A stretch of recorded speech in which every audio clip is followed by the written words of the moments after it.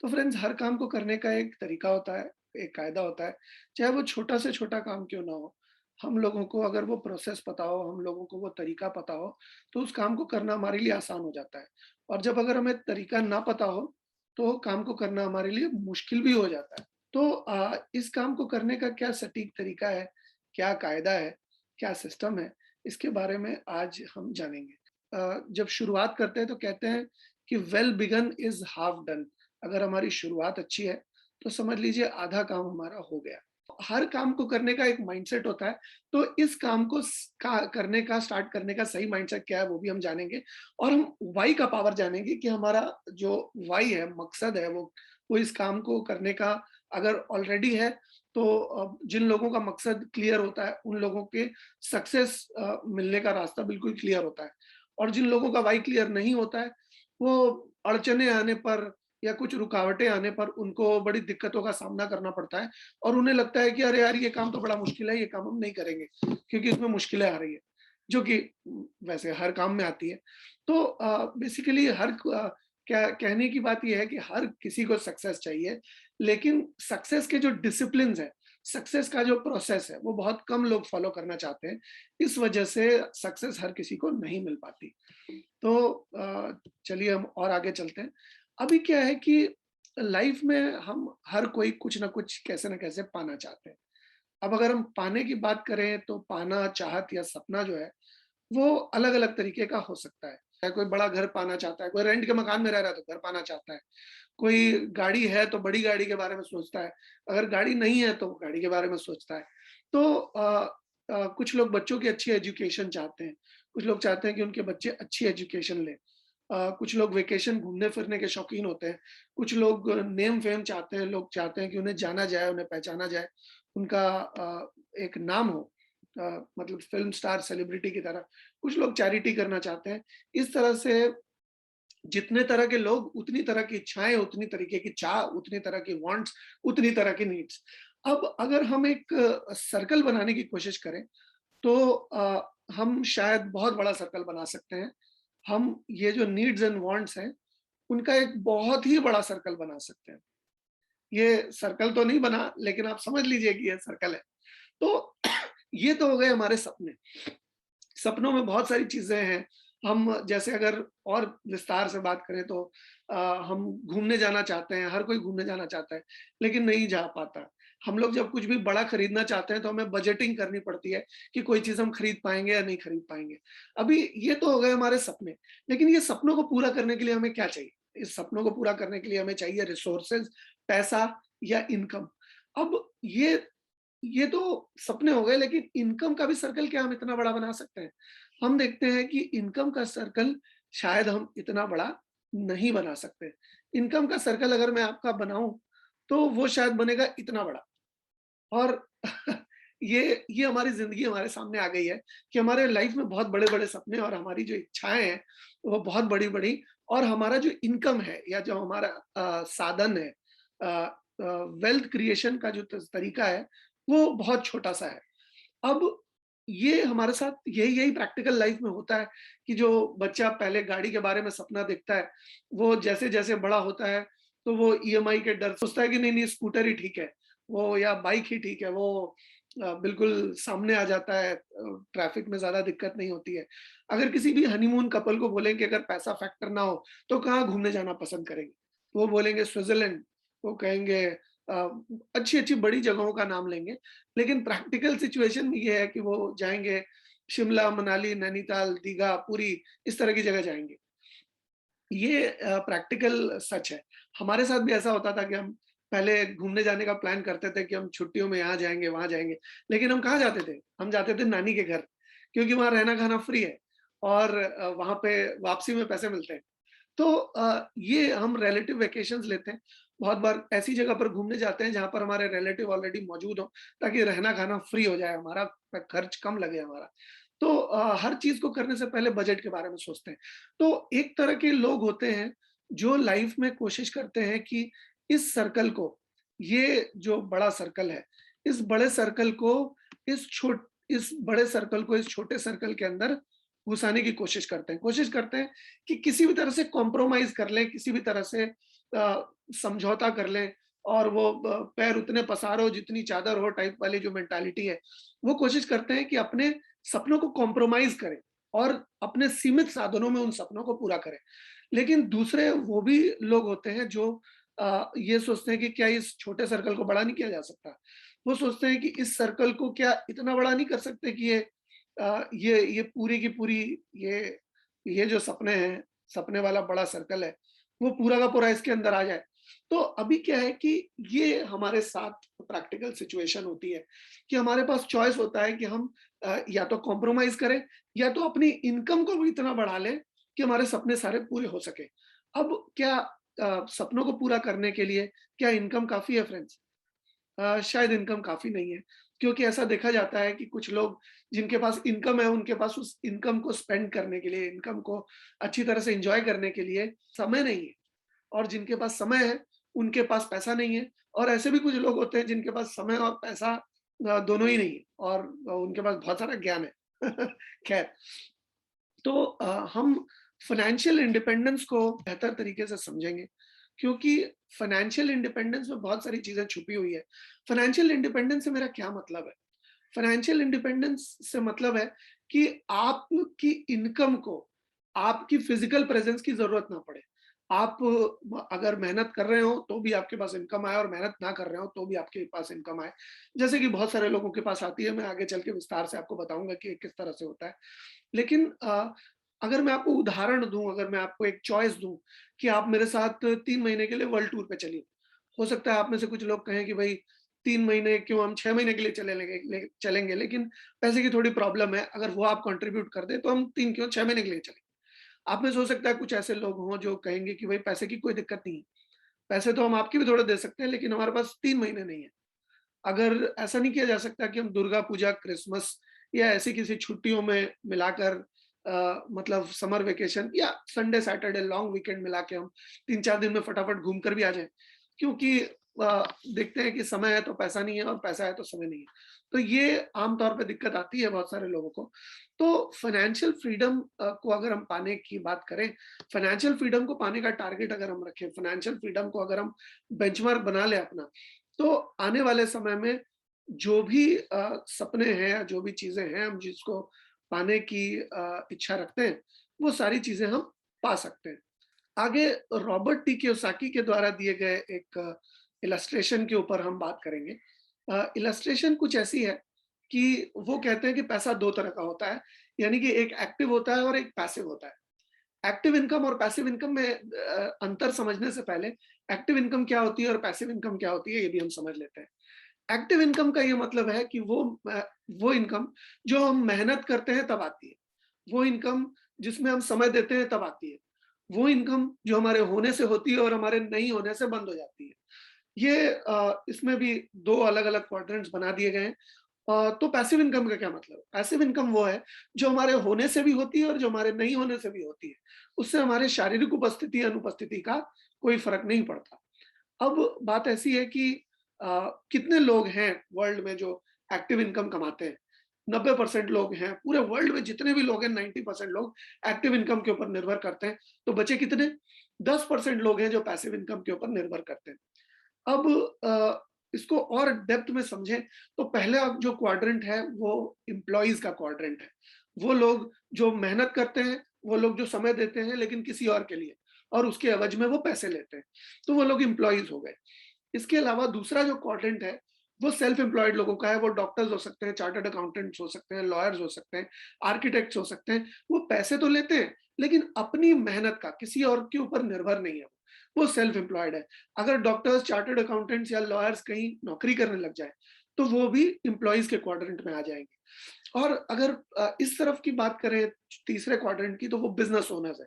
Business owners का मतलब ये नहीं कि दुकानदार, क्योंकि दुकानदार को भी फिजिकल समय देना पड़ेगा तभी जाकर पैसा आएगा।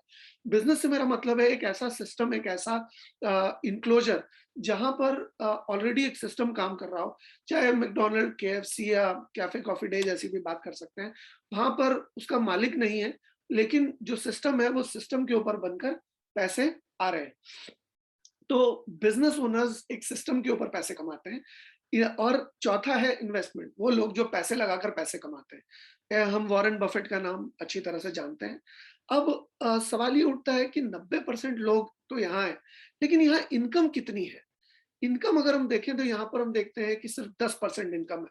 वर्ल्ड में पाई जाने वाली 10% ही इनकम एक्टिव इनकम कमाने वाले लोगों के पास है, और पैसिव इनकम कमाने वाले लोग 10% है, लेकिन इनके पास 90% इनकम है। कहा जाता है कि इस 90% इनकम को 90% लोगों में बांट दिया जाए बराबर बराबर, फिर भी 5 साल में वापस पैसिव इनकम वाले लोगों के पास वापस 90% इनकम हो जाएगी। तो ऐसा क्यों? थोड़ी गहराई से समझते हैं कि ऐसा होता क्यों है। ऐसा होता है क्योंकि हम फोकस करते हैं अपने वाई के हाउ के ऊपर। एक्टिव इनकम कमाने वाले लोग सिर्फ हाउ के ऊपर फोकस करते हैं कि अपनी स्किल को डेवलप करते हैं, अपने हाउ को बेहतर करते हैं। कोई जानता है कि अकाउंट्स का काम कैसे किया जाना है, तो वो हाउ के ऊपर जानता है। कोई होटल मैनेजमेंट का जो व्यक्ति है, वो होटल मैनेजमेंट के हाउ को जानता है। कोई आर्किटेक्ट है तो वो आर्किटेक्चर के हाउ को जानता है। कोई आईटी एम्प्लॉई है तो आईटी एम्प्लॉई के हाउ को जानता है। लेकिन पैसिव इनकम कमाने वाले लोग क्या हाउ जानते हैं? क्या उन्हें पता है कि कोई भी काम कैसे किया जाना है? हो सकता है पता हो, लेकिन ज्यादातर लोग हाउ के ऊपर फोकस नहीं करते। अगर मुझे कोई होटल बनाना है तो मैं दलाल को पकड़ूंगा, वो मुझे जमीन खरीद के देगा। आर्किटेक्ट को पकड़ूंगा, वो मुझे जो है वो उसके ब्लूप्रिंट्स देगा और बना के देगा, फ्लोर प्लान और सारा। इसके अलावा मैं कोई दलाल को पकड़ूंगा, वो म्युनिसिपैलिटी से प्लान क्लियर करके देगा। फिर मैं कंस्ट्रक्शन को पकड़ूंगा, बिल्डिंग खड़ी करके देगा। फिर मैं हो सकता है कि इंटीरियर डेकोरेटर को पकड़ूं, वो सजा के दे। इसके बाद होटल मैनेजमेंट के कुछ व्यक्तियों को मैं पकड़ूं और वो उनको मैं कहूं कि भाई आप मेरा होटल चला के दो। तो उस काम को करने का कोई भी आइडिया अगर मुझे नहीं भी था, और मैं ऐसे लोगों को पैसे दे करके काम अगर करा सकता हूँ, तो वो काम मेरा रुकेगा नहीं। मेरा वाई क्लियर होना चाहिए। कहते हैं कि किसने बनाया था ताजमहल? ताजमहल के साथ हम शाहजहां का नाम लेते हैं क्योंकि वाई उसी का था। आप गौर कीजिए, कुछ देर पहले मैं बात कर रहा था कि हर कोई कुछ ना कुछ पाने की बात करता है। तो इस काम में हाउ उतना इंपॉर्टेंट नहीं है, वाई बहुत ज्यादा इंपॉर्टेंट है कि हम कोई भी काम को क्यों कर रहे हैं, क्या कारण है हमारा इस काम को करने का। और थोड़ा बेहतर तरीके से समझने की कोशिश करते हैं कि और क्या अंतर है इन एक्टिव और पैसिव लोगों में। एक्टिव इनकम कमाने वाले लोग जो है वो रेट के ऊपर फोकस करते हैं। वो चाहते हैं कि अच्छी से अच्छी पढ़ाई करें, अच्छी से अच्छी डिग्री लें, ताकि अच्छा से अच्छा रेट हो सके हमारा। एक डॉक्टर है जो जिनकी 1,000 रुपए फीस है, तो सिर्फ 1,000 रुपए फीस होने से वो अमीर नहीं हो जाएंगे। वो इस पर डिपेंड करता है कि कितना ज्यादा समय देते हैं, कितने ज्यादा पेशेंट्स को देखते हैं, उसके ऊपर डिपेंड करेगा कि कितना पैसा आएगा उनके पास। और जो पैसिव इनकम कमाने वाले लोग हैं, वो इस बात को अच्छी तरह से जानते हैं कि रेट को एक लिमिट तक ही बढ़ाया जा सकता है। आप पीएचडी कर लेंगे, डबल पीएचडी कर लेंगे, लेकिन कितना ज्यादा रेट बढ़ाएंगे? रेट को बढ़ाने की एक लिमिट है, लेकिन वो टाइम को बढ़ाने पे फोकस करते हैं। वो किस तरह से? मैं आपको अगर एग्जांपल दूं तो मान लीजिए ये एक डॉक्टर है, डॉक्टर एक्स। ये डॉक्टर एक्स एक मोहल्ले में क्लिनिक चलाते हैं, और ये क्लिनिक चलाते हुए इनको मैं जाकर अप्रोच करता हूँ और इनको कहता हूँ कि आपका बड़ा अच्छा नाम है, आपका बहुत अच्छा ब्रांड है। मैं आप मुझे अपना नाम दे दीजिए, मैंने अभी अभी एमबीबीएस पास किया है। मैं आपके नाम से बगल वाले मोहल्ले में क्लिनिक खोलना चाहता हूँ। शायद ये मुझे अपना नाम इस्तेमाल करने नहीं देंगे। क्यों नहीं देंगे? क्योंकि इन्हें लगेगा कि भाई मैं कुछ अगर गलत कर दिया तो डॉक्टर साहब का नाम खराब हो जाएगा। तो शायद ये मुझे अपने नाम से क्लिनिक खोलने नहीं देंगे। लेकिन अगर यही काम मैं किसी फ्रेंचाइज ओनर के पास जाकर कहता हूँ कि भाई आप एचपी गैस की या इंडेन गैस की मुझे फ्रेंचाइज दे दीजिए, और मैं केएफसी, मैकडॉनल्ड्स या ऐसी कोई बहुत सारे ऐसे फ्रेंचाइजेस हैं, चाहे वो मोंजिनीज हो, मियो आमोर हो, या ब्लूप्रिंट की मेडिसिन की फार्मेसी हो। तो ऐसी बहुत सारी फ्रेंचाइजेस हैं जो कि हम अगर उसके पास जाएं, कहें हम आपका नाम इस्तेमाल कर सकते हैं, तो वो खुशी खुशी अपना नाम इस्तेमाल करने हमें देगा। और यहाँ पर ही गेम चेंज हो जाता है। एक डॉक्टर एक्स उदाहरण के तौर पे 10 घंटे काम करता है और सेल्फ डिपेंडेंट है, अकेले काम करता है। और अकेले काम करने की वजह से उसकी कुछ लिमिटेशंस होती हैं। लेकिन अगर फ्रेंचाइज ओनर अगर 100 फ्रेंचाइजेस अगर उसकी हैं, तो उसका 1 घंटे में 1,000 घंटे का, एक दिन में 1,000 घंटे का काम होता है। और एक अकेला व्यक्ति, कहते हैं अकेला चना भांड नहीं फोड़ सकता, एक अकेला व्यक्ति सिर्फ 10 घंटे का काम करता है। इसके साथ हम और भी अगर डेप्थ में समझें, तो इनेबिलिटी भी बहुत सारी होती है। अब प्रॉब्लम कहाँ आती है हमारे साथ? प्रॉब्लम यहाँ आती है फ्रेंड्स कि हम अपने कंफर्ट ज़ोन को या अपने रेट को छोड़ना नहीं चाहते। यहाँ पर हमारे साथ थोड़ा चैलेंज आता है। होता है, मैं आपको एग्ज़ाम्पल देता हूँ। एक लड़का है जो पीछे वाली सीट में काफ़ी सारा सामान रखकर आगे जा रहा था। तो बस स्टैंड पे वो देखता है कि एक डॉक्टर साहब खड़े हैं। तो उस डॉक्टर साहब को वो जानता था, लेकिन सोचता है कि डॉक्टर साहब को आगे ले लेते हैं, हॉस्पिटल आगे है, उनके पास गाड़ी है, लेकिन किसी कारण से वो बस स्टैंड पे खड़े हैं, उनसे और अच्छी पहचान हो जाएगी। तुरंत उसकी नज़र एक बूढ़ी औरत पे पड़ती है जिसको हॉस्पिटल ले जाए जाने की सख्त ज़रूरत है, लेकिन वो बस स्टैंड पे खड़ी है। तीसरी नज़र उसकी एक लड़की पे पड़ती है जो उसके साथ कॉलेज में थी, जिसके साथ वो परिचय करना चाहता था, आगे कुछ बात बढ़ाना चाहता था। तो अब वो एक दुविधा में है कि डॉक्टर साहब को बैठाएँ तो लड़की और बूढ़ी औरत को छोड़ देंगे, और अगर बूढ़ी औरत को बैठाएँ तो डॉक्टर साहब और लड़की को छोड़ देंगे। लड़की को बैठाएँ तो डॉक्टर साहब और बूढ़ी औरत को छोड़ देंगे। तो वो क्या करता है कि वो डॉक्टर साहब को अपनी गाड़ी की चाबी देता है, कहता है आप पेशेंट को लेकर आप हॉस्पिटल तक पहुँचिए, मैं अपनी फ्रेंड के साथ आगे आता हूँ। तो होता क्या है कि जब वो अपनी गाड़ी की चाबी छोड़ने के लिए तैयार हो जाता है, तब उसको सब कुछ मिल जाता है, तीनों चीज़ें वो कर पाता है। हमारे साथ चैलेंज क्या आता है कि हम रेट को छोड़ने के लिए तैयार नहीं हो पाते। ये रेट को जब हम छोड़ने के लिए नहीं तैयार हो पाते, तब हमारे साथ चैलेंज आता है कि हम टाइम कंपाउंडिंग नहीं कर पाते। ये जो डॉक्टर एक्स की स्थिति में हम चले जाते हैं और फ्रेंचाइज ओनर की स्थिति में नहीं जा पाते। लेकिन जब हम रेट को सैक्रिफाइस करना चाहते हैं, तो हम टाइम कंपाउंडिंग कर सकते हैं, और टाइम कंपाउंडिंग करने से हमारे बहुत सारे फायदे होते हैं। मैं आगे की स्लाइड में बताता हूँ। ये अगर हम सेल्फ डिपेंडेंट होकर काम करते हैं, तो उसकी कुछ इनेबिलिटीज भी हैं, कुछ उसकी दिक्कतें भी हैं कि अगर किसी दिन मैं बीमार हूँ, ऊपर वाला ना करे किसी दिन बीमार बीमार पड़ जाए कोई, तो मैं काम पे नहीं जा पाऊँगा तो पैसे नहीं आएँगे। या मान लीजिए मेरा मूड नहीं कर रहा है या कुछ दिक्कत है, कुछ भी चैलेंज है, पर्सनल चैलेंज है, कोई फैमिली प्रॉब्लम है, तो मैं तो उस दिन काम नहीं कर पाऊँगा। काम नहीं कर पाऊँगा तो पैसे नहीं आएँगे। और अमूमन ऐसा होता है कि नौकरी में अगर आपको छुट्टी माँगनी हो, तो आपको ऐसा लगता है कि आप मतलब मतलब बहुत ही कभी-कभी हाथ-पैर जोड़ने पड़ते हैं एक छुट्टी के लिए। मैं नौकरी की है तो मैं जानता हूँ कि कैसी फीलिंग होती है। तो यहाँ पर क्या है कि इनकम रुक जाती है अगर आप सिर्फ़ अपने एफर्ट के ऊपर निर्भर हैं। क्योंकि मान लीजिए आप अपने फैमिली के ब्रेड अर्नर हैं और कोई नहीं है आपकी फैमिली को आर्थिक रूप से सहायता देने वाला। तो अगर सिर्फ़ आपकी इनकम आपके ऊपर निर्भर है तो सोचिए कितना बड़ा खतरा है आपको। तो आपकी इनकम को डाइवर्सिफ़ाई करने की ज़रूरत है, जिसका तरीका आज मैं आपको बताने वाला हूँ। लेकिन यहाँ पर अगर फ्रैंचाइज़ ओनर के साथ अगर उसकी 10 फ्रैंचाइज़ बंद भी हो जाती है, तो उसके पास फिर भी 900 घंटे का काम हो रहा है। लेकिन फ्रैंचाइज़ मॉडल में कुछ एक दिक्कतें भी आती है। दिक्कतें ये आती है कि ह्यूज इन्वेस्टमेंट है, बहुत बड़ा इन्वेस्टमेंट है। तो इस इन्वेस्टमेंट को हर कोई नहीं कर सकता। इसके अलावा दूसरी बात ये है कि अगर मुझे फ्रैंचाइज़ देनी हो किसी को, अपने दोस्त को या अपने फैमिली वाले को किसी को फ्रैंचाइज़ देनी हो, तो मुझे मेन फ्रैंचाइज़ ओनर के पास जाना होगा और वो उसको फ्रैंचाइज़ दे पाएगा, मैं उसको फ्रैंचाइज़ नहीं दे पाऊँगा। तो नेटवर्क बिल्डिंग का जो पावर है या टाइम कंपाउंडिंग का या टाइम लीवरेजिंग का जो पावर है, वो पूरा का पूरा फ्रैंचाइज़ ओनर के पास रहता है, मेरे पास नहीं रहता। तो क्या एक कॉमन आदमी अपना नेटवर्क बना सकता है? रेनेटस उसे मौका देता है, हम रेनेटस वेलनेस में उसे एक मौका देते हैं कि वो भी अपने साथ एक अच्छा नेटवर्क बना पाए। अब ये नेटवर्क होता क्या है? ये नेटवर्क मार्केटिंग होती क्या है? ये कोई हौवा नहीं है, ये कोई बहुत बड़ा मतलब इसमें टेंशन लेने वाली कोई बात नहीं है। हम भी हर तरह के नेटवर्क को इस्तेमाल करते हैं, चाहे वो फ़ोन का नेटवर्क हो, चाहे रेलवे लाइन का नेटवर्क हो, चाहे वो इलेक्ट्रिसिटी का नेटवर्क हो। हम नेटवर्क के बिना अधूरे हैं, नेटवर्क की हमें ज़रूरत पड़ती है। चाहे वो कॉन्टैक्ट सर्कल हो, चाहे वो फेसबुक हो, चाहे वो लिंक्डइन हो, ये सारे के सारे अलग-अलग तरह के सोशल मीडिया नेटवर्क्स हैं। तो अब ये नेटवर्क होता क्या है?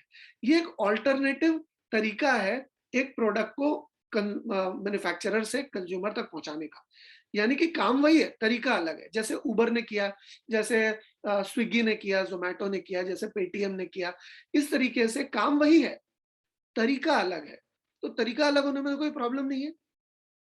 इसके अलावा ये मिडल मैन को एलिमिनेट कर देता है। आप देखेंगे कि यहाँ बहुत सारे लोग हैं, मैन्युफैक्चरर और कस्टमर के बीच में बहुत सारे लोग हैं। ये मिडल मैन को एलिमिनेट कर देता है, जिससे कि बहुत सारे फ़ायदे होते हैं हमें, हम जैसे आम इंसान को। क्योंकि देखिए ये जितने भी लोग हैं, ये 60 से 70% पैसा इनके पास जाता है। तो ये हम कौन, मतलब हम भिखारी को ₹5 देने से पहले 4 बार सोचते हैं। लेकिन हम ये अपनी गाढ़ी कमाई का, अपनी मेहनत की कमाई का 60 से 70% पैसा इन लोगों को दे देते हैं, क्योंकि हम हर समय दुकान में जाते हैं और कुछ ना कुछ खरीदते हैं। तो जब हम कुछ भी खरीदते हैं तो किसी का मुनाफ़ा होता है, तभी खरीदते हैं। तो यहाँ पर 60 से 70% पैसा इन लोगों का मुनाफ़ा होता है, जिन लोगों को हम जानते भी नहीं। तो ये मिडल मैन को अगर हम एलिमिनेट कर पाएँ अपने सिस्टम से, तो हम बहुत अच्छी इनकम कर सकते हैं अपने खर्च से। अपने खर्च से इनकम कर सकते हैं, जस्ट इमेजिन कीजिए। इसके बाद और अगर मैं डेप्थ में आपको बताऊँ, तो ये एक बिज़नेस अपॉर्च्युनिटी ऑफर करता है। एक हमको ब्रांड एम्बेसडर बनाने की के रास्ते में लेकर जाता है, जहाँ हम कंपनी के ब्रांड एम्बेसडर हो सकते हैं। खुद प्रोडक्ट्स को इस्तेमाल करते हैं, अच्छा लगता है तो हम लोगों को बताते हैं कि ये अच्छा है। तो हमें कंपनी ब्रांड एम्बेसडर बनने का मौका देती है यहाँ। और ये ट्रेडिशनल डिस्ट्रीब्यूशन सिस्टम में एक सेल्समैन होता है, जो खुद की मेहनत पे उसको जो भी रिवॉर्ड मिलता है, खुद खुद जो भी वो इंडिविजुअली जो प्रोडक्ट्स सेल करता है, या जो जो भी वॉल्यूम क्रिएट करता है अपना पर्सनल, उसके ऊपर, उसके इंडिविजुअल एफर्ट के ऊपर उसे पैसे मिलते हैं। लेकिन नेटवर्क मार्केटिंग में हम क्या करते हैं, एक बहुत बड़ी संख्या में लोग खुद प्रोडक्ट्स यूज करते हैं, और खुद प्रोडक्ट्स यूज करते हुए और लोगों को रेकमेंड भी करते हैं कि मुझे बहुत अच्छे लगे हैं प्रोडक्ट्स, आप भी इस्तेमाल कीजिए, आपको भी अच्छे लगेंगे। ये काम किसी को जबरन कन्विंस करने का नहीं है। ये काम किसी के साथ जोर जबरदस्ती, या उसको कन्विंस करने का, या उसे जबरदस्ती उसके ऊपर प्रेशर डालने का काम नहीं है। ये रिकमेंडेशन का काम है, और रिकमेंडेशन का एक तरीका होता है। आपको ट्रेनिंग में बताया जाएगा, आने वाली ट्रेनिंग्स में बताया जाएगा कि वो तरीका क्या है, कि किसी को प्रेशर डाले बिना आप उसको चीजें बहुत आसानी से बता सकते हैं, और उनको ये चीज ट्राई करने पे आप उनको आग्रही कर सकते हैं, क्योंकि उनका खुद का आग्रह होगा तो बहुत आसान रहेगा। आप जबरन किसी पे कोई भी काम जबरदस्ती लंबे समय तक करा नहीं सकते। तो बेसिक ऑब्जेक्टिव ये है कि समय को बहुगुणित किया जाए, बेसिक एफर्ट को बहुगुणित किया जाए। क्योंकि अकेले आदमी कोई भी चीज करेगा, तो हमने बचपन में यूनिटरी मेथड में भी पढ़ा है कि एक आदमी काम करेगा तो 10 दिन लगेगा, 10 आदमी करेगा तो 1 दिन में हो जाएगा, 100 आदमी करेगा तो 1 घंटे में हो जाएगा। वो काम जो एक आदमी को 10 दिन लग रहे थे, वो 100 आदमी मिलकर करेंगे तो शायद 1 घंटे में हो जाएंगे। तो यहाँ पर एफर्ट और समय को का डिस्ट्रीब्यूशन बढ़िया हो, ये इस चीज के लिए नेटवर्क मार्केटिंग का प्रयोग है। हर सिक्के के 2 पहलू होते हैं। नेटवर्क मार्केटिंग को अगर सही कंपनी सही तरीके से इस्तेमाल करे तो इसका बहुत फायदा है, लेकिन दुर्भाग्यवश बहुत सारी कंपनियों ने इसका गलत फायदा उठाया है। इस वजह से ज्यादातर लोगों के दिमाग में इसका एक इंप्रेशन अजब सा है। लेकिन चीज बहुत अच्छी है, गवर्नमेंट इसको मान्यता देती है, मैं आगे वाले पेजेस में आपको बताऊंगा। इसका मूल ऑब्जेक्टिव ये है कि डिस्ट्रीब्यूशन हो, काम का डिस्ट्रीब्यूशन हो। मतलब हर किसी भी एक व्यक्ति के ऊपर सारा का सारा बोझा ना आ जाए काम करने का। काम बराबर बराबर हर किसी में बट जाए, और जो एफर्ट है या घंटे काम करने के, वो बराबर बराबर बट जाए। फर्ज कीजिए इस काम को हम करते हैं, तो हमारे पास एक फैक्ट्री होगी। फैक्ट्री होती है ना, जैसी लोगों के पास फैक्ट्री में मान लीजिए 1000 वर्कर हैं, और 1000 वर्कर 8-8 घंटे काम करते हैं, तो फैक्ट्री मालिक के लिए 800 घंटे का काम एक दिन में हो जाता है। ठीक उसी तरह से जब हम नेटवर्क मार्केटिंग में, रेनेटस वेलनेस में अपना जब नेटवर्क बनाते हैं, तो अगर हमने 1000 लोगों का नेटवर्क बना लिया, और वो 8 घंटे हर दिन काम कर रहे हैं, तो हमारे लिए 800 घंटों का काम एक दिन में हो जाएगा। तो जब 800 घंटों का काम होगा, तो पैसे भी 800 घंटे के एवज में मिलेंगे। यही चीज है फ्रेंड्स, अगर 800 ज्यादा लग रहे हैं, तो 80 घंटे अगर काम होता है, तो भी 24 से ज्यादा होगा। अकेले हम 24 से ज्यादा कर ही नहीं सकते। तो यहाँ पर नॉर्मल डिस्ट्रीब्यूशन सिस्टम में ऐसा होता है कि मैन्युफैक्चरर के बाद प्रोडक्ट जाता है नेशनल स्टॉकिस्ट के पास, फिर जाता है रीजनल स्टॉकिस्ट के पास, फिर एरिया एजेंट, फिर एडवर्टाइजमेंट, होलसेलर, रिटेलर, उसके बाद जाकर कंज्यूमर की बारी आती है। यानी कि 30 से 40 रुपए का प्रोडक्ट 100 रुपए का हो चुका होता है कंज्यूमर के पास आते आते। यहाँ पर क्या है कि रेनेटस वेलनेस जो प्रोडक्ट्स बना रही है, या जो प्रोडक्ट्स आने आने वाले समय में हमारे पास आने वाले हैं, हम वो प्रोडक्ट्स अगर रेनेटस से लेते हैं as Renatus wellness distributor, as independent Renatus distributor, IRD के तौर पे हम लेते हैं, तो national stockist, regional stockist, area agent को जो पैसे मिल रहे थे, वो पैसे अब रेनेटस डिस्ट्रीब्यूटर को मिलते हैं, आईआरडी को मिलते हैं। तो यहाँ पर एक बिजनेस जन्म लेता है। ये एक लीगल बिजनेस है। किस तरह से ये लीगल बिजनेस है, वो भी मैं आपको बताता हूँ, और कौन कौन इसका समर्थन करता है ये भी मैं आपको बताता हूँ। इंडियन डायरेक्ट सेलिंग एसोसिएशन जो है, वो 1 नवंबर 1996 को इसका जन्म हुआ था। नेटवर्क मार्केटिंग आज की डेट में वर्ल्ड में $3.9 ट्रिलियन इंडस्ट्री बन चुकी है। ये जो कहते हैं ट्रिलियन डॉलर बन जाएगी, पॉल जेन पिल्जर, वो किताब 20 साल पहले लिखी गई थी भैया, ये डेटा बहुत पुराना है।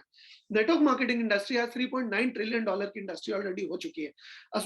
ये चैम्बर ऑफ कॉमर्स जो है, ASSOCHAM, वो कहते हैं कि डायरेक्ट सेलिंग जो इंडस्ट्री है, दिसंबर 2021 में 15,930 करोड़ की इंडिया में मतलब तकरीबन हो चुकी है, अगर डायरेक्ट सेलिंग की बात करें तो। और 7%, यानी कि हमारे जो ग्रॉस डोमेस्टिक प्रोडक्ट है, यानी कि भारत की जो आर्थिक समृद्धि है, उसमें 7% का योगदान जो है वो नेटवर्क मार्केटिंग का है। और ये आंकड़ा मेरा नहीं है, ये आंकड़ा सरकार ने दिया है। ये आंकड़ा जो है फाइनेंस मिनिस्ट्री का आंकड़ा है। फाइनेंस मिनिस्ट्री, अलग अलग फाइनेंस मिनिस्टर्स, आज से 10 साल के अंदर जितने भी फाइनेंस मिनिस्टर्स हुए हैं, हर किसी ने नेटवर्क मार्केटिंग के योगदान को अपने देश की तरक्की में काफी कारगर सिद्ध किया, कारगर पाया है। नीति आयोग के जो हमारे जो चेयरमैन है, उन्होंने भी बोला है कि नेटवर्क मार्केटिंग एक ग्रोथ ड्राइवर है, लोगों को एम्प्लॉयमेंट और सेल्फ एम्प्लॉयमेंट देने के लिए एक बहुत अच्छा सिस्टम है, और ये हमारे देश की प्रगति में एक बहुत बड़ा योगदान इसने निभाया है। कौन कह रहा है? सरकारी प्रभारी कह रहा है, सरकार कह रही है। तो गलत कैसे हो सकता है भाई? हाँ, लेकिन जो नेटवर्क मार्केटिंग का नाम लेके चिटफंड करते हैं, नेटवर्क मार्केटिंग का नाम लेके धोखाधड़ी करते हैं, उनके साथ प्रॉब्लम होती है। बहुत सारे लोग कहते हैं ये प्रॉब्लम है, वो प्रॉब्लम है। अरे भाई, आपको प्रोडक्ट दिया, आपने हमें पैसा दिया, हमने आपको प्रोडक्ट दिया, बात खत्म हो गई। ये चीटिंग हुई कैसे? आपने जिसका पैसा दिया वो प्रोडक्ट आपको मिल गया, चीटिंग होने का कोई सवाल ही नहीं है भैया। खैर, इसके अलावा बहुत सारे यूएस के प्रेसिडेंट आए हैं, बिल क्लिंटन से लेकर के डोनाल्ड ट्रंप तक बहुत सारे प्रेसिडेंट्स आए हैं। वो सारे लोगों ने कहा है कि नेटवर्क मार्केटिंग का बहुत बड़ा योगदान रहा है हमारे देश की तरक्की में। इसके अलावा कई सारे बिजनेस टाइकून्स हैं, चाहे वो बिल गेट्स की बात करें या और भी रॉबर्ट टी कियोसाकी और वॉरेन बफेट, ऐसे बहुत सारे लोगों ने नेटवर्क मार्केटिंग को बड़े सम्मान की नजर से देखा है और इसके बारे में एक बहुत ही अच्छा रवैया रखते हैं। और भी बहुत सारे ऐसे लोग हैं जो नेटवर्क मार्केटिंग को बहुत अच्छा कहते हैं। यूके के जो प्राइम मिनिस्टर रह चुके हैं टोनी ब्लेयर, वो भी कहते थे कि भाई ये बहुत अच्छी इंडस्ट्री है, हमारे देश की आर्थिक समृद्धि में इसका बहुत बड़ा योगदान है।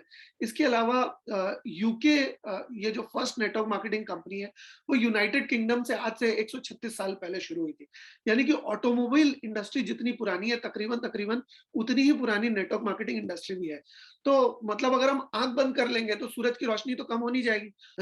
और बात करते हैं अकॉर्डिंग टू ग्लोबल टर्नओवर 2018-19 के ग्लोबल टर्नओवर के हिसाब से वर्ल्ड में जितने भी नेटवर्क मार्केटिंग होती है, उसका 20% चाइना में होता है। चाइना नंबर 1 पे है और उसका जो टर्नओवर है, यानी कि जो टर्नओवर क्रिएट होता है नेटवर्क मार्केटिंग के थ्रू, वो है $35.73 बिलियन का।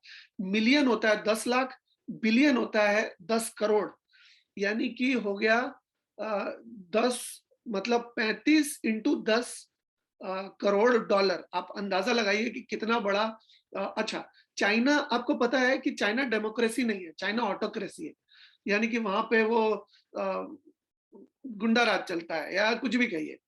तो वहां पर भी ऐसी सिचुएशन में भी नेटवर्क मार्केटिंग को कितना प्रभुत्व मिला है, कितना गुरुत्व मिला है, ये आप देख सकते हैं।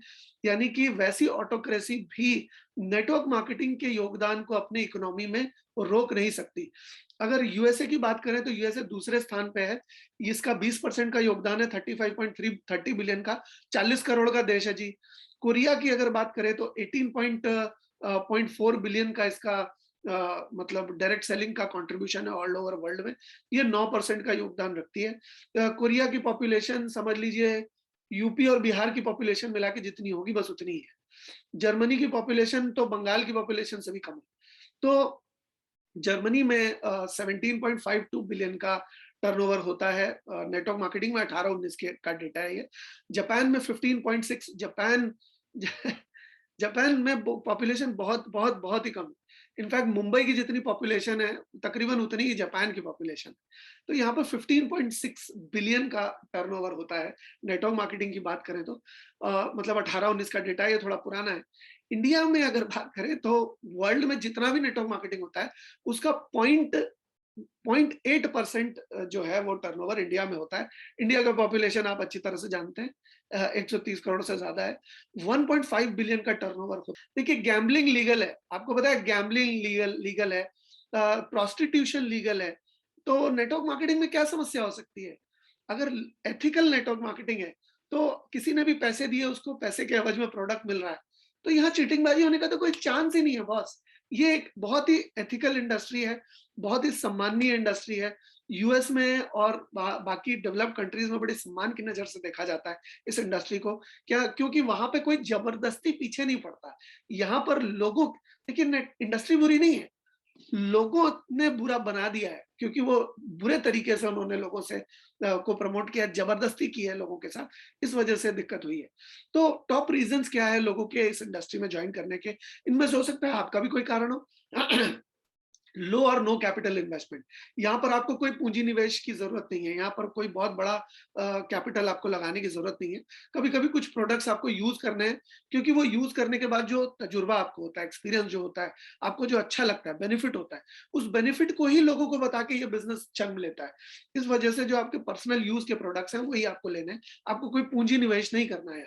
इसके अलावा आपको कोई एक्सपर्टीज की जरूरत नहीं है। कोई भी काम को करने से पहले आपको उस काम का तजुर्बा होना चाहिए, लेकिन इस काम को करने का तजुर्बा की जरूरत नहीं है। इस काम को शुरू करने में आप इस काम को धीरे धीरे करते करते भी सीख सकते हो। यहाँ पर आपको रिकॉग्निशन एंड रेस्पेक्ट मिलता है।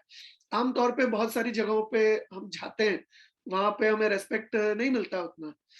मैं उदाहरण के तौर पे हाउसवाइफ की बात करूं, तो हाउसवाइफ को जितना रिकॉग्निशन मिलना चाहिए, जितना रेस्पेक्ट और जितना वैल्यू मिलनी चाहिए, उतनी आज की डेट में मिल नहीं पाती। तो ये एक ऐसी इंडस्ट्री है जहां पर हाउसवाइफ भी अगर आए तो उनको वो रिकॉग्निशन, वो रेस्पेक्ट मिल सकता है। आमतौर पे कॉर्पोरेट वर्ल्ड में लोग एक दूसरे का क्रेडिट छीनते हैं, लोग एक दूसरे की टांग खींचते हैं, एक दूसरे को नीचा दिखाते हैं। यहाँ पर आपको रेस्पेक्ट मिलती है, रिकॉग्निशन मिलता है, आपको बहुत सारे लोगों के बीच सम्मानित किया जाता है, जो आपने मेहनत की, जो आपने टीम बनाई, जो आपने लोगों को आगे बढ़ने में मदद की, उसके लिए आपको सम्मानित, आपको जो है रिकॉग्निशन दिया जाता है। इसके अलावा एंटरप्रेन्योरशिप अपॉर्चुनिटी है अनएम्प्लॉयड के लिए। जिन लोगों के पास रोजगार नहीं है, वो इस काम को सीख कर धीरे धीरे आगे बढ़ सकते हैं और धीरे धीरे अपनी खुद की जगह बना सकते हैं, सेल्फ एम्प्लॉयड बन सकते हैं। जो लोग ऑलरेडी नौकरी पेशा हैं, उनको नौकरी छोड़ने की कोई जरूरत नहीं है। वो अपनी नौकरी के साथ साथ एडिशनल सोर्स ऑफ इनकम के लिए, अपनी गाड़ी में स्टेपनी जोड़ने के लिए, क्योंकि हर गाड़ी में 5 चक्के होते हैं ना फ्रेंड्स, एक पंचर हो जाए तो उसके लिए कंटिजेंसी में एक स्टेपनी होती है, तो एक स्टेपनी की तरह वो अपने गाड़ी में इसको जोड़ सकते हैं, एडिशनल इनकम सोर्स बना सकते हैं जो लोग भी नौकरी पेशा हैं। और स्किल डेवलपमेंट बहुत अच्छा करती है direct selling companies, personality development अच्छा करती है, स्पीकिंग स्किल को डेवलप करती है, लीडरशिप स्किल्स को डेवलप करती है, और भी बहुत सारी चीजों को डेवलप करती है। अलग अलग समय पे हम भी आपकी बहुत सारी तरह की ट्रेनिंग्स करेंगे। वुमेन एम्पावरमेंट में नेटवर्क मार्केटिंग का बहुत अच्छा रोल है। इसके अलावा सोशल मीडिया के बढ़ने की वजह से हर कोई कहीं भी बैठ के कितना भी समय लगा के इसको कर सकता है, और ट्रैवल करने की बहुत अच्छी अपॉर्चुनिटी हमें यहाँ मिलती है अगर हम इस काम को करते हैं तो। क्योंकि हर कोई घूमना फिरना चाहता है। जैसे मैं लिलुआ में पैदा हुआ हूं, तो मैं लिलुआ में नहीं मर जाना चाहता, मैं देश दुनिया देखना चाहता हूँ कि ग्रीस कितना सुंदर है, लैटिन अमेरिका कोलंबिया कितना सुंदर है, अर्जेंटीना कितना सुंदर है, अमेरिका कितना कैसा है, मैं देखना चाहता हूँ। तो आम जिंदगी में आप जो कर रहे हैं, आप अपने आप से पूछिए कि आप दुनिया देख सकते हैं? क्या आप पूरा इंडिया देख सकते हैं? बड़ा मुश्किल होगा आपके लिए देखना, क्योंकि आपके पास तो कुछ ही गिने चुने वेकेशंस हैं, गिनी चुनी छुट्टियां मिलती है अगर आप नौकरी पेशा हैं तो। तो यहाँ पर आपको एक मौका मिलता है कि आप वर्ल्ड में हर जगह घूमने जा सकते हैं। और रेनेटस एक ऐसा सिस्टम है जहां पर कंपनी आपको फ्री में भी कई बार सालाना 6 बार घूमने लेकर जाती है, 4 बार देश में और 2 बार विदेश में, और वो भी कंप्लीट एक्सपेंसेस पेड ट्रिप होते हैं काफी सारे। तो यहाँ पर आप और लोगों की सफलता में अपना योगदान दे सकते हैं। यहाँ पर आप टाइम को लिवरेज कर सकते हैं, समय को बहुगुणित कर सकते हैं। अकेला चना बाहर नहीं फूटता ना, जैसा मैंने आप थोड़ी देर पहले बोला। तो यहाँ पर आप और लोगों के समय को अपने काम करने के समय में जोड़ करके एक फैक्ट्री की तरह बना सकते हो। फैक्ट्री में लाइसेंस चाहिए, फैक्ट्री में जमीन चाहिए, फैक्ट्री में शेड चाहिए, रॉ मटेरियल चाहिए, मशीनरी चाहिए, तब जाके कहीं आप कोई माल प्रोड्यूस कर पाओगे और उसको बेचकर पैसे इनकम कर पाओगे।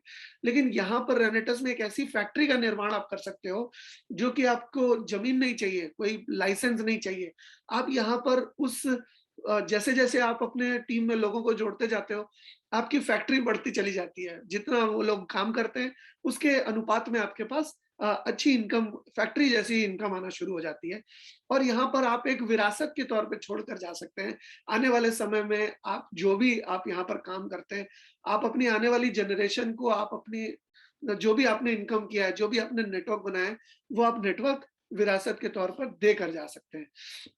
आपको अपना व्हाई फाइंड करने की ज़रूरत है कि आपका व्हाई क्या है? मेरा व्हाई कुछ और हो सकता है, आपका व्हाई कुछ और हो सकता है। लाइफ में हर किसी के ऐज के हिसाब से, उनके नीड्स के हिसाब से अलग-अलग गोल्स हो सकते हैं। वो गोल्स पर्सनल हो सकते हैं, वो गोल्स इमोशनल हो सकते हैं। और व्हाई का मतलब क्या होता है कि वो चीज़ जो आपके इमोशन से जुड़ी है, वो चीज़ जिससे आप भावनात्मक तौर पे जुड़े हैं, वो चीज़ जो नहीं मिलेगी तो आप रह नहीं पाओगे। ऐसी कोई चीज़ जो आपको चाहिए ही चाहिए। जैसे मुझे अपने मदर-फादर के लिए सम्मान चाहिए, अगर मैं मान लीजिए रेनेटस के स्टेज पे खड़ा होता हूँ और बहुत बड़ी गैदरिंग को एड्रेस करता हूँ, मेरे मदर फादर होते हैं वहाँ, और उनको मैं स्टेज पे बुलाकर सम्मानित अगर किया जाता है, तो उन्हें लगेगा ना कि लोग बोलेंगे कि हाँ, ये परिवेश के मदर फादर है। मेरे मदर फादर का सीना कितना चौड़ा हो जाएगा, आप सोचिए गर्व से कि मेरे वजह से उनको सम्मानित किया जा रहा है। बहुत सारे मैं मेरे फादर हावड़ा जूट मिल में सर्विस करते थे, तो मैंने देखा था वो एडमिनिस्ट्रेटिव सर्विस में थे, फैक्ट्री मैनेजर थे, तो उनको समय नहीं मिलता था। वो मेरे लिए उस समय उनके पास उतना ज़्यादा नहीं हो पाता था, क्योंकि रिस्पॉन्सिबिलिटी वाला जॉब था। तो मैं नहीं चाहता था कि आने वाले समय में ऐसा ही हो, और मैं चाहता था फाइनेंशियल फ्रीडम हो, क्योंकि हम कहीं जाते थे या कहीं कुछ भी होता था तो हमें राशनिंग करनी पड़ती थी। लैपटॉप मुझे याद है, साढ़े 45,000 का लैपटॉप मेरे फादर ने खरीदा था। तो मैंने माँगा, बहुत ज़िद की, तो 2-3 महीने के बाद उन्होंने मुझे दिलाया।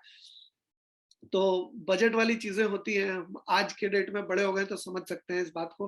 फिर मेरे पास एक साइकिल थी, फिर भी मैंने गियर वाली साइकिल जो है माँगी अपने फादर से, तो उन्होंने फिर वो दिलाई मुझे। मेरे मदर फादर ने कभी मेरे को किसी चीज़ के लिए मना नहीं किया है। तो मैं चाहता हूँ कि उन्होंने तो मुझे इतना सब कुछ दिया, मेरा नाम दिया, मुझे पहचान दी, मेरा सरनेम भी उन्होंने मुझे दिया। तो मैं उन्हें कुछ दे सकता हूँ इस बिज़नेस से, नाम दे सकता हूँ गर्व करने के लिए, तो ये मेरे लिए पैसे से भी बढ़कर है। तो ये मेरा व्हाई है। मैं चाहता हूँ मुझे फाइनेंशियल फ्रीडम हो, ताकि मैं कभी भी कुछ भी खरीदने जाऊँ तो मुझे पैसे प्राइस टैग ना देखना पड़े। मैं चाहता हूँ कि मैं रैट रेस से फ्री हो जाऊँ, ताकि मुझे वो 10 टू 5 के चक्रव्यूह में ना फँसना पड़े, कि भई वही गए, सुबह अलार्म बजी, उठे, बिना मूड के ऑफ़िस गए, ऑफिस जाके वही बोरिंग काम किया जो कि इतने साल से कर रहे हैं, वो काम करना नहीं चाहते, लेकिन अब वो नहीं करेंगे तो पैसे नहीं आएँगे, और पैसे के लिए तो करना ही पड़ेगा। तो इसलिए वो काम कर रहे हैं घिसे-पिटे तरीके से, जैसे भी चल रहा है। तो और फिर थके हारे घर जाके फिर वही वही ज़िंदगी, वही डेली बेसिस पे वही चलता रहेगा। एक वो शोले पिक्चर में था ना, बुढ़िया चक्की पिसिंग, तो उस तरह की फीलिंग आती है। अगर वैसे जॉब में मैंने किया हुआ है तो मैं जानता हूँ। तो अगर आप उस रैट रेस से निकलना चाहते हैं तो ये एक बहुत अच्छा माध्यम है। अगर आप वर्ल्ड में पूरा वर्ल्ड घूमना चाहते हैं तो ये एक माध्यम हो सकता है। ये आपका व्हाई हो सकता है। पीस ऑफ माइंड आपका व्हाई हो सकता है। क्योंकि आमतौर पे आपके माइंड के कई पीसेस हो जाते हैं। आपके माइंड के कई टुकड़े हो जाते हैं आम ज़िंदगी में। लेकिन आप इस काम को करेंगे तो आपको पीस ऑफ माइंड रहेगा। आप किन जो भी नेटवर्क बनाएँगे, जो भी टीम बनाएँगे, अगर वो स्वावलंबी हैं, अगर सही तरीके से ट्रेनिंग उनको मिली है और वो सारी चीज़ खुद करना जानते हैं, तो आपको फ़ोन नहीं करेंगे, वो खुद से करेंगे काम। और अगर वो खुद से करेंगे, मान लीजिए आप अगर अपने टीम में 10 उमेश त्रिपाठी राइट में और 10 उमेश त्रिपाठी लेफ्ट में अगर ट्रेन कर सकते हैं, बना सकते हैं, तो क्रिएट कर सकते हैं। तो फिर आपको कुछ पीछे मुड़ के देखने की ज़रूरत नहीं है। यहाँ पे क्या है कि आप उमेश त्रिपाठी जी को जोड़ तो नहीं सकते, लेकिन उमेश त्रिपाठी जैसा बना ज़रूर सकते हो ट्रेनिंग करके अपने लोगों को। तो ये आप यहाँ कर सकते हो, आपको पीस ऑफ माइंड मिलेगा। यहाँ पर आपको ज़्यादा स्पेयर टाइम मिलेगा। आप जो भी काम कर रहे हो उसमें आपको समय नहीं मिलता। समय तो मेरे काम करने वाली जो काजर मासी आती है मेरे घर में, डोमेस्टिक हेल्प, उनको भी नहीं मिलता। समय किसी के पास नहीं है फ्रेंड्स, हर कोई कुछ ना कुछ कर रहा है, बिज़ी है। लेकिन यहाँ पर हमें स्पेयर टाइम मिलेगा अगर हम इस काम को ढंग से करते हैं तो। फाइनेंशियल अबंडेंस मिलेगी, पैसे के बारे में सोचना नहीं पड़ेगा। चाहे वो बच्चे की एजुकेशन हमें आगे जाकर करानी है, वो पायलट बनना चाहे या इंजीनियर, डॉक्टर बनना चाहे, तो हमारे पास ये साइड इनकम से इतने पैसे होंगे कि हम उसे वो सारी चीज़ें करवा पाएँ। वेकेशंस ले पाएँगे फैमिली के साथ। अब बचपन में हमारा कुछ शौक हुआ करता था, चाहे वो गिटार बजाना हो, चाहे वो क्रिकेट खेलना हो, चाहे वो कुछ भी हो, वो गाना सुनना हो, या कुछ गाना गाना भी हो सकता है। तो ये शौक को हम भूल गए हैं। इस शौक को हम पूरा कर सकते हैं अगर हमारे पास अबंडेंस इनकम होती है, हम अपनी फैमिली को प्राउड फील करा सकते हैं। आप सोचिए कि पैसे से कितना ज़्यादा है अगर आपको नाम, पहचान और शोहरत मिलती है तो। आप अपनी फैमिली में हर किसी को प्राउड फील करा सकते हैं। तो एक्शन प्लान आपका होगा, व्हाई आपका आपको निर्धारित करना है। जब तक आपका व्हाई नहीं होगा, तब तक आप आगे नहीं बढ़ पाएँगे, क्योंकि कहते हैं कि if you don't know your why the how doesn't matter. अगर आपका व्हाई क्लियर नहीं है, तो हाउ के बारे में मगजमारी कोई करेगा ही नहीं। हाउ के बारे में कोई फ़र्क ही नहीं पड़ता। आप हाउ अगर थोड़ा बहुत जान भी गए, तो आपका व्हाई क्लियर नहीं होगा, तो ये काम हो नहीं पाएगा। आपका व्हाई जो है, वो लिखा हुआ होना चाहिए, क्योंकि अगर वो लिखा हुआ रहेगा तो वो जल्दी पूरा होगा। आपके ट्रू ट्रू पोटेंशियल को अगर आपको रियलाइज़ करना है, तो आप उम्मीद से भी बेहतर कर सकते हैं अगर आप अपने व्हाई की एक लिस्ट बना लें तो। मैंने व्हाई की लिस्ट बनाई हुई है, और आप अपने साथ ईमानदार रहिए। क्योंकि देखिए, आपके ऊपर कोई हंटर लेकर नहीं चलाएगा कि एससीसी किया कि नहीं, बिज़नेस किया कि नहीं, डायरेक्टर 250, डायरेक्टर 500 किया कि नहीं। ये आपका बिज़नेस है भैया, कोई आपके ऊपर हंटर क्यों चलाएगा? और आपको अपने गल्ले में चोरी नहीं करनी। कोई भी बिज़नेसमैन अपने गल्ले में चोरी नहीं करता। आपको भी अपने गल्ले में चोरी नहीं करनी है। आपको कोशिश करनी है कि हर घंटा, हर दिन, हर पहर आप अपने बिज़नेस को कुछ बेहतर नहीं बना रहे हैं, तो बदतर कर रहे हैं। अगर आप टीवी देख रहे हैं, ओटीटी देख रहे हैं, नेटफ्लिक्स देख रहे हैं, तो उससे आपके बिज़नेस का क्या फ़ायदा हो रहा है? आप चाहते हो जो डाउनलाइन करे, वो पहले आपको करना पड़ेगा फ्रेंड्स। आपको व्हाई व्हाई की लिस्ट बनानी पड़ेगी, व्हाई के बारे में सोचना पड़ेगा, लोगों का व्हाई क्लियर करना पड़ेगा। जब तक आप ये काम नहीं करते हैं, तब तक जो है इंजन चलेगा ही नहीं। इलेक्ट्रिक इंजन है, इलेक्ट्रिक ही नहीं। कोयले का इंजन है, कोयला ही नहीं। डीज़ल इंजन है, डीज़ल ही नहीं है। इस तरह की बात हो जाती है। तो आपको एक्शन प्लान लेना है, और इस तरीके से आप इस बिज़नेस में आगे बढ़ सकते हैं। आशा करता हूँ कि आपको बिज़नेस का म ये बिज़नेस में हमें क्या करना है, एक और छोटी-सी चीज़ मैं आपको बताता हूँ। बिजनेस एक्चुअली नेटवर्क बनाने का ही है।